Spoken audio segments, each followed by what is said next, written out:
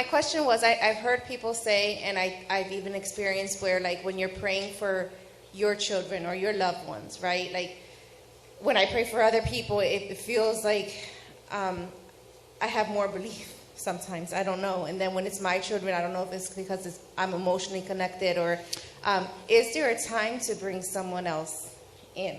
I don't know if that's like. Well, it's always where two or more gather, pray and believe in, right? Two touching something. It's not ever wrong. I think what's cool though is what you're asking is that in our relationship with God, we can always take a breath and say, "Okay, Lord, listen. I don't want to just be sentimental here and just be emotional. I realize this is my child." Sometimes it's familiarity. Sometimes we're aware. Sometimes our conscience is. I've seen people they had a hard time praying for the loved one because their conscience was violated by their life. And then this thing was happening and they're feeling like they brought it on themselves, or they haven't been praying enough or believing. And then they have a hard time believing for them because they feel like they've positioned themselves for whatever they're going through. And you have to be careful with all the above, because mercy triumphs over judgment.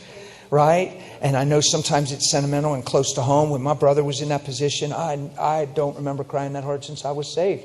I got the phone call. I was hunting. I was in a tree stand. And I remember leaning my head back against a tree.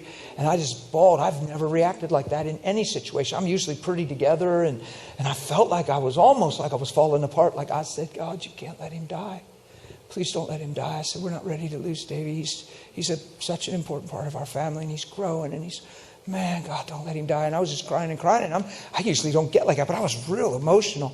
If anything, I feel like I almost got caught off guard because it was so close to home. We're more than brothers. You know what I mean? And I feel like even in the 2 days in the hospital, it was more of an emotional position I was in than a spiritual.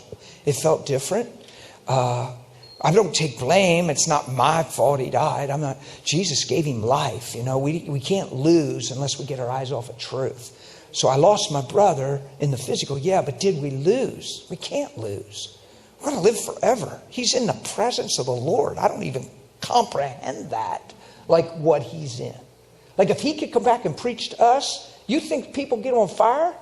You think people are lit up when they're preaching? If these people that left could come back and preach to us for 15 minutes, we'd probably be overwhelmed.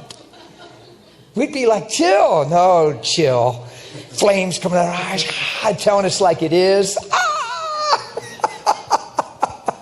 You see what I'm saying? So it doesn't hurt if you want to bring somebody else in. But what you don't want to do is let those things become a belief system to where you can't pray because they're your family, or you can't. You got to guard your belief system, and you don't let this stuff come into where it becomes what you believe. Because what you believe is he's a healer.